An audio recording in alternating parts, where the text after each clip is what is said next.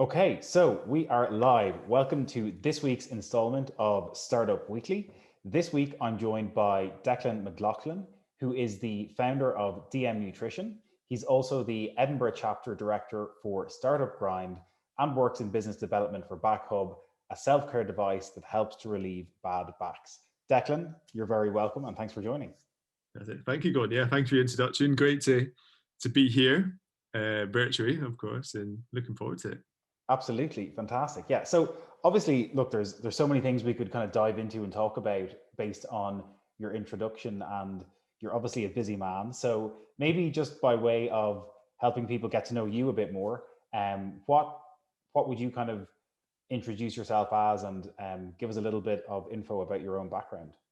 Thank you, Gordon. Yeah, it's a great question because the thing that people ask me often, of course, with networking events or even just meeting people online is, what do you do? And I always start with saying that I wear a few hats, as you just outlined. In terms of describing myself, it's difficult. I guess entrepreneur. Even then, I still this kind of thoughts about using entrepreneur that I'll probably share later that I feel people are quite quick to jump to.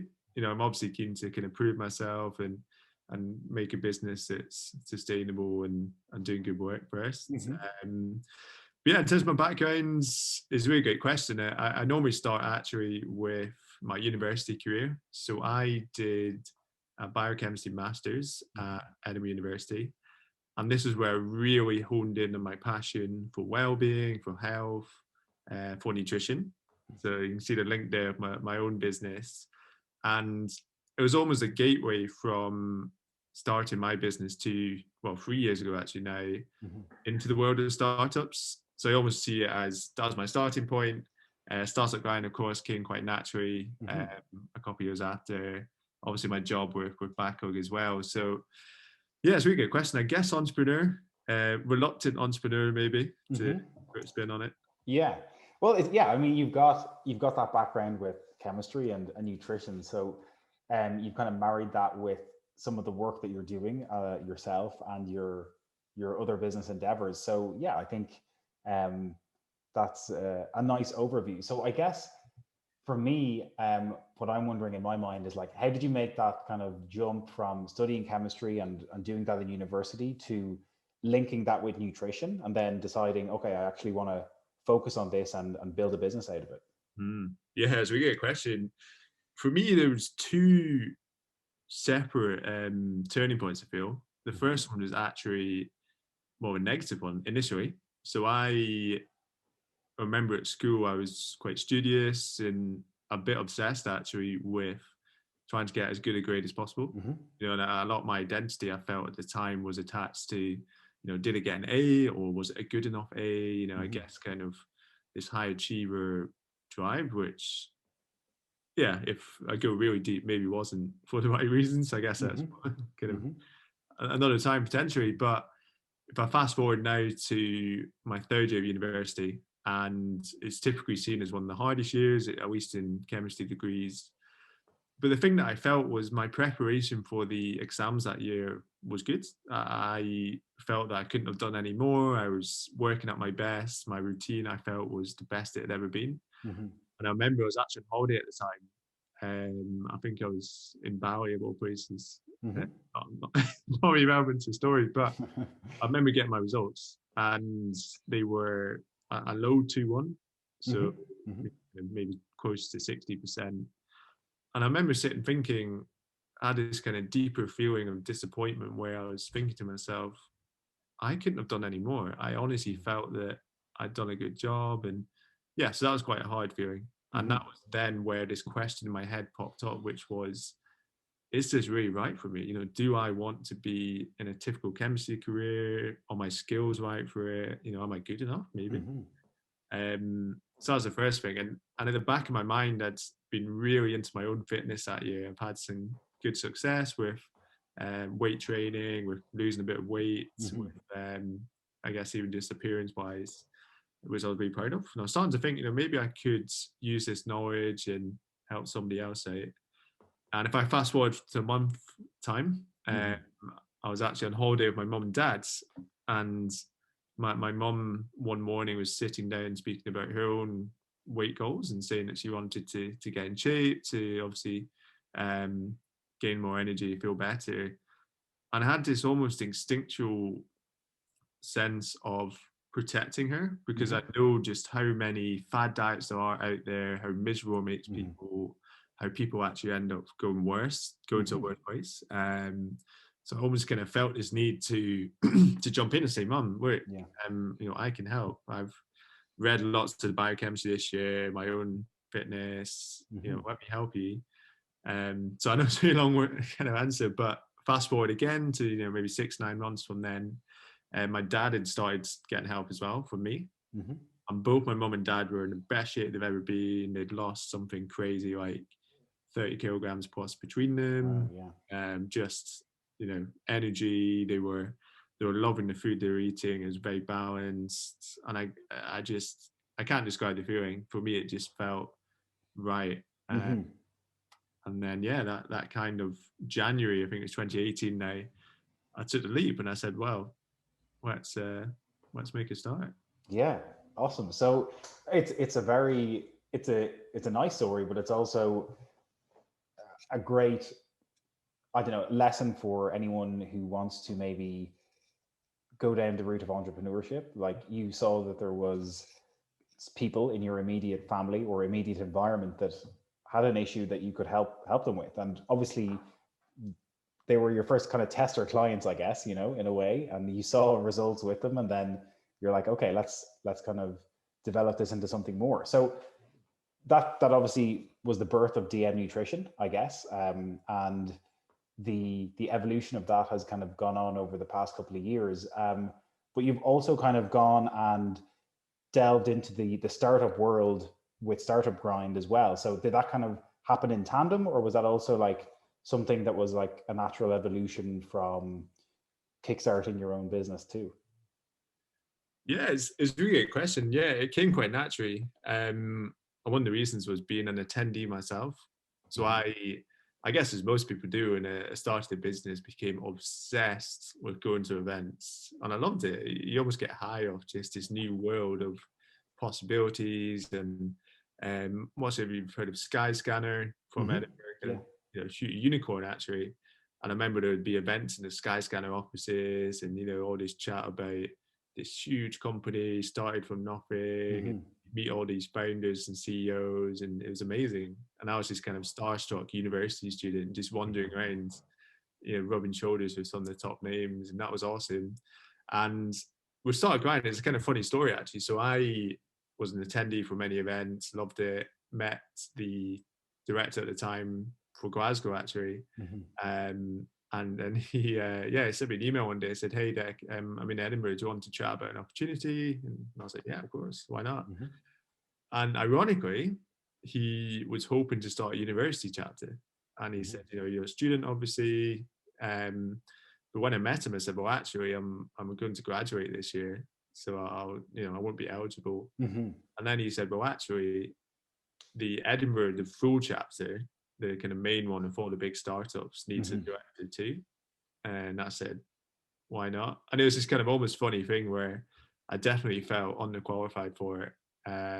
But I just, in my head, had kind of urge of like, why the hell not? Yeah, you took the leap. Yeah, why not? Absolutely. So maybe can you explain for people a little bit more detail on like what Startup Grind is, and what the, I guess, I don't want to say services, but like what's the kind of the offering of Startup Grind, and what do you guys focus on with regards to startups and the whole ecosystem of business building? Yes, great question. So if I was only able to use one word, it would definitely be community. And so Startup Grind, it's a global community, and yeah, these numbers I'm sure are accurate. They do sound very big, but in total, and this I presume is chapter members, event attendees, conference attendees, is around 3.5 million entrepreneurs worldwide. And this is 125 countries. There's about 600 chapters worldwide as well. And I think it'd be great actually to be able to start with the values. And this is what I'm really proud about actually, in terms of being a part of the this ecosystem. It's giving first. It's helping others before helping yourself. And the third one, which is my favorite actually, is making friends instead of contacts. You know, because we all been to networking events where it's surface level and sell, or, you know, hey, I might add you to my network, LinkedIn, blah, blah, blah. But this feels genuine. You know, it's like having a beer and a pizza with your friends and just, you know, chewing the fat about business and everything else. And yeah, in terms of offering, so many events virtually now, of course. Yeah. Lots of partnerships. We're partnered with like AWS, for instance, CMS, who are quite a big startup focused legal firm. Loads of kind of discounting opportunities. There's mentoring. We've got a student program. We've got annual conferences designed to give startups a stage to pitch on. We've got a startup program. Yeah, so I've had to kind of wrap up. It would be a kind of community support, you know, from early stage all the way through to kind of more mature scale up companies. Yeah. It sounds, I mean, it sounds like a great resource, you know, for anyone who wants to kickstart something and just get involved with maybe others who are doing similar things or others who have experience in tech or in startups. So yeah, I mean, people can definitely check it out and see what you guys have going on. How have you found the landscape shift maybe in the past year or so with regards to startups, and what are you maybe seeing with how businesses are having to adapt to doing trade and commerce at the moment? Like obviously you mentioned like you guys are doing virtual events, and virtual meetings are what a lot of businesses are having to do. So what are maybe some of the trends you're seeing with how people are having to pivot and do things differently? Yeah, loads and loads and loads. One of the big ones is community. I sound like a broken record saying the word again, but there's been some really great work, at least in Edinburgh and Scotland as a whole, directly related to COVID. So for instance, we've got one of our chapter members, a guy called Tom Harries, who he started the Edinburgh Lockdown Economy, and it's essentially an online directory of local business. And the kind of link, I guess, to kind of more tech is the UI was just outstanding. So you've got all these businesses who are, you know, brick and mortar, who, you know, are not exactly the most technologically advanced, giving them this platform to reach out to the community, to maybe it's a restaurant, maybe it's an eco-friendly shop. You're essentially bridging that gap during lockdown specifically. So that's been incredible. I'm really inspired by what he's done with that. And there's even startups like used to be called Drinkly, which was essentially an instant delivery service for alcohol, and pivoted to kind of wider shops during lockdown. I guess kind of very obvious needs, which is really positive. In terms of trends, I think we're starting to see much more in terms of well-being, which with the bias I have, I'm obviously delighted to see. There's a firm recently called Trickle who have launched a well-being app for NHS staff. Which I saw on the news today actually, which looks epic. You know, I'm really excited by the speed, the innovation, and just how people are starting to wake up to the importance of well-being, you know, being proactive about it. So yeah, I could honestly speak for hours on, at least in Scotland alone. But yeah, I think healthcare as well, obviously. But yeah, I just feel community has just become so much more important. Yeah, it's a great point, and I think it's a good word to kind of sum up the way in which people are having to adapt. I mean, you're never going to replicate a community setting, and you know all about this, I'm sure, with regards to having those types of meetings, face-to-face meetups for startups and events. You're never going to be able to replicate the in-person feeling. So I guess we're all trying to do our best with mapping that to the online environment and thinking about, okay, how can we get as close to that, or at least try and make a better sense of community and how we communicate and interact online. And I think that's one of the big things that I've seen, and it's interesting to hear you kind of speak about that as well. So yeah, I think there's a lot more work to be done, I think, as well. You know, like Zoom is great and these tools are great, but I think there's a lot more bridges that can be built. And I think some of the remote work will remain as we move throughout the rest of this year and going forward. So yeah, I think lots of room for innovation there as well. So what do you think are some of the biggest, maybe this is a bit of a step on from that last question, but some of the biggest challenges that you see startups facing, whether it's trying to, look, sorry, I don't want to put words in your mouth. So I'll just ask you, what are some of the biggest challenges you see? I don't want to taint you with my opinion. Well, I'll tell you what, I'll probably have an answer that you probably would have shared anyway, which is probably a good sign. Yeah, where do you start? I guess funding, an obvious one. So I think we'll obviously see it's, I guess, supply and demand as it always is. And I think for many startups, it'll be, longer times between applying for applications, maybe obviously it's VC and getting money. So I think there's an increased need to be smart with your runway.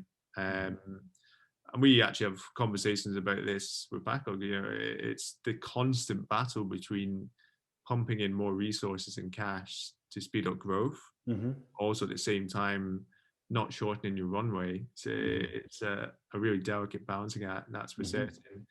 Another one I anticipate, which will be a real test of speed and ability to adapt, is ironically actually things starting to improve with COVID.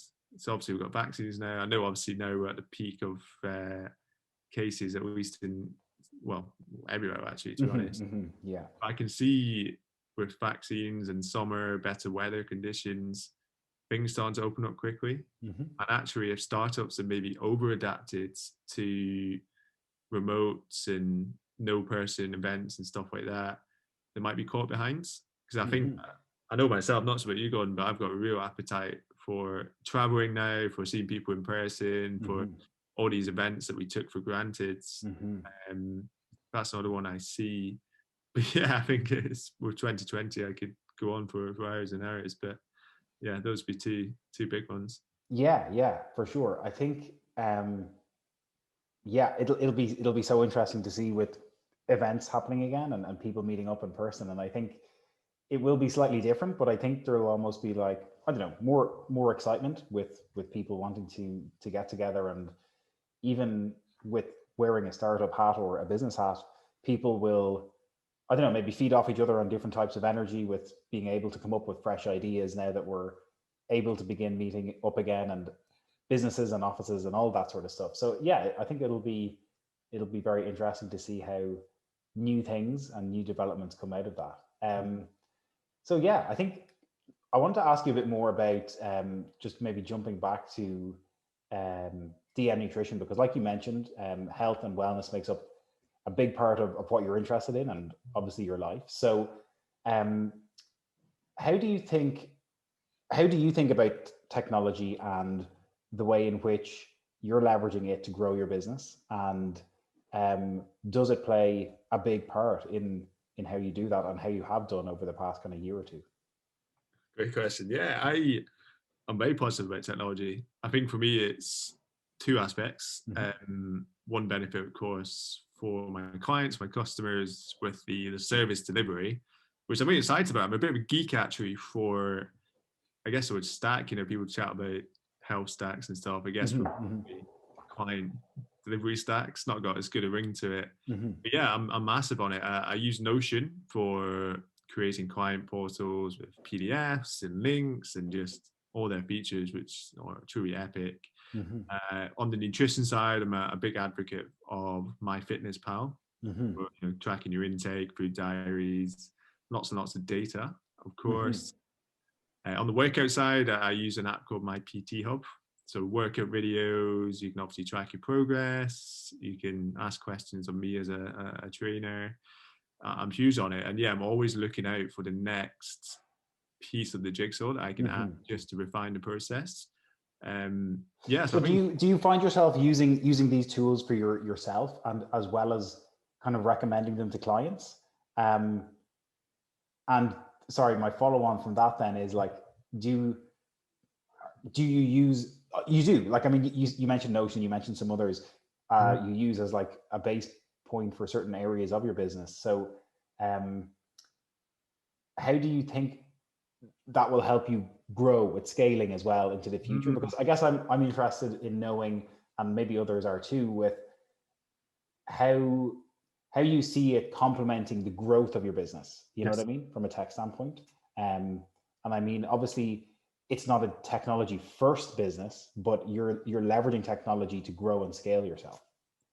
Absolutely, and it's the $1 million question, potentially, literally as well. So, yeah, and one of the challenges that I've set myself this year is to create an offering which is entirely automated. So the A to Z of obviously signing up, of payments, of onboarding, of the experience. Because I think for me, one of the, you're right. And I remember, if I go back to when I started the business, the book that really inspired me actually was Tim Ferriss. I know that's cliche as hell, but 4-hour work week. But I think for me, it's the principle of disconnecting the value you earn from your time. So I just think, as human beings, and this could get quite deep quite quickly, but we're not designed, if you think about it, to be sat down for 8-10 hours a day at a computer. We're made to move, we're made to be out in nature, to be doing sports and socializing. So that was for me one of my thoughts when I started. But yeah, coming back to the question in terms of leverage, absolutely. And even actually, so I think for me it's two aspects. The service delivery for me is simply refining the process for me actually as well. So every new client I onboard now, it's quicker. Obviously their data points to start with, I'll add in obviously the names, the personalization. If I was doing it from scratch, my goodness, it would take hours. So that's one for certain. And then this new approach that I'm taking, which is more towards, I'm hesitant to call it product because it's not something that I've created. I'm kind of, it's almost a hybrid of product and service, if that makes sense. Yeah. So there is some productized service, I guess. Yeah, absolutely. I'm leveraging tech to automate. So what I'm hoping to achieve by mid this year is an offering that I could be asleep and somebody could sign up, get the entire thing, get the benefits, obviously most importantly, and that'll generate revenue, and that's something I'm excited about. So yeah, it's a really great question because people often say to me, you're service based, obviously. How do you grow? Yeah, I think the concept that you alluded to, that you said the 4-hour work week inspired, where you can decouple your value from your time, I guess, and set up those automations. I think that's a concept that more and more people are beginning to understand, maybe.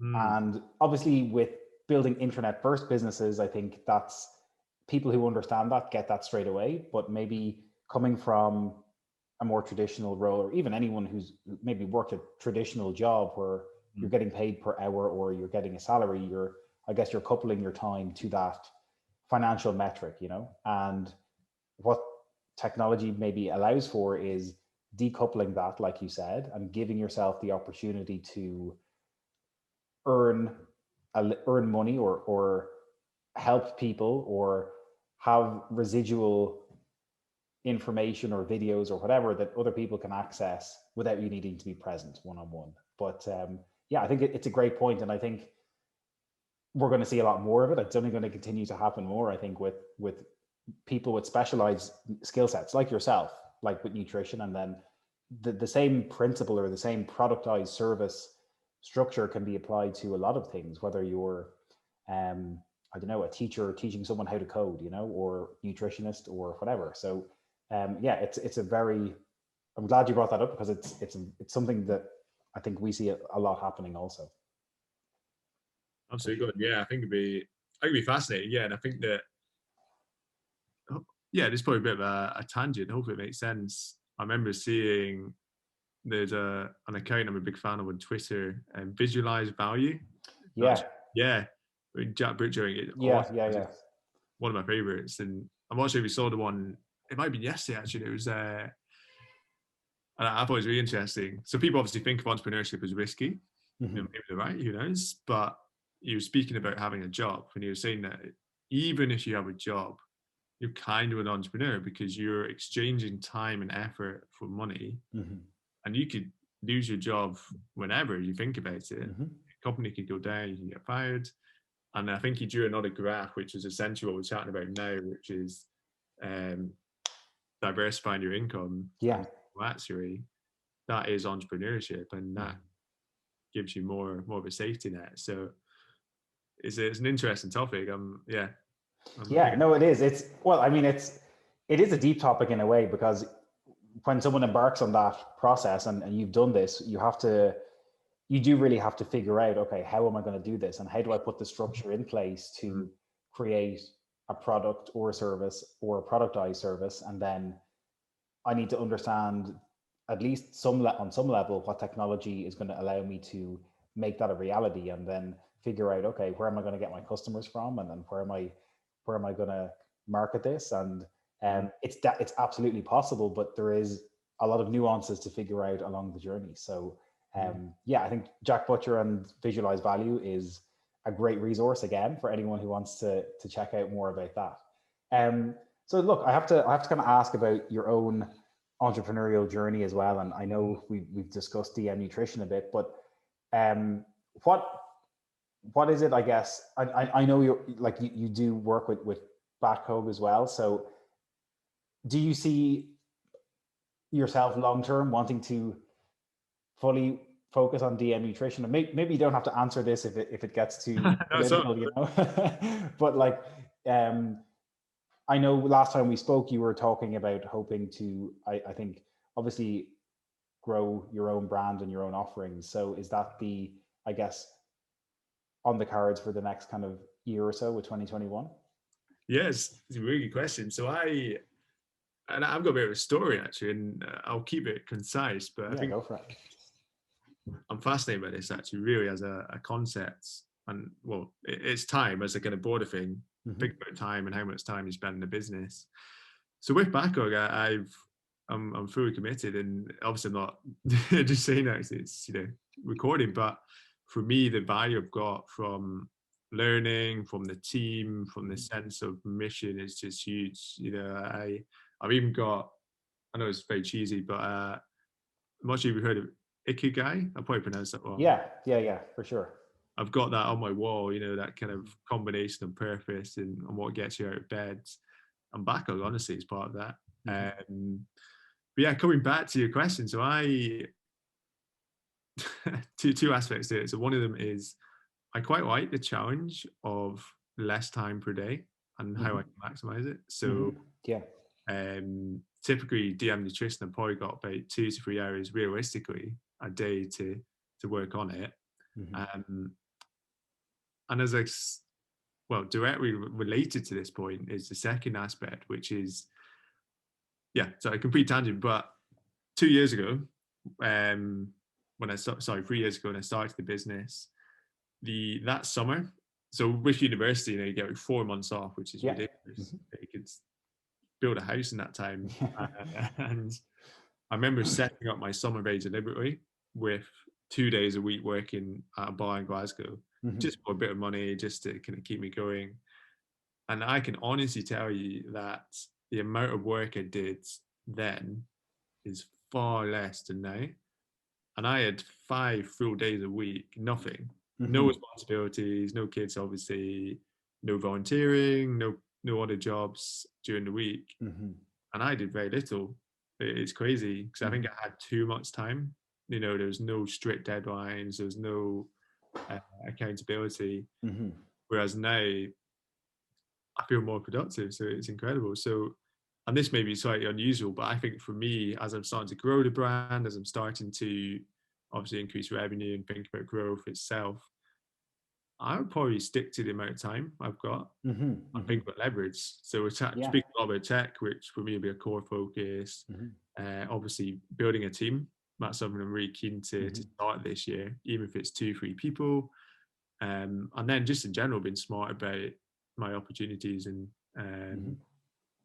what I take on. But it's a really great question. Yeah, that's my no, plan. It's a great point, because I guess it forces you to be productive, and it forces you to come up with more creative ways of being productive. And I guess over time you hopefully that compounds for you then over time. Well, it sounds like it has, even compared to 2 years ago, or when you were in university. So yeah, I mean, I'd say even part of that learning process is something you could probably share with others and help other people get better at productivity on a daily basis. And yeah, I think it's a great way to think about it. And you're not restricting yourself as such. You're just saying, okay, how can I be as productive with the time that I have, For sure.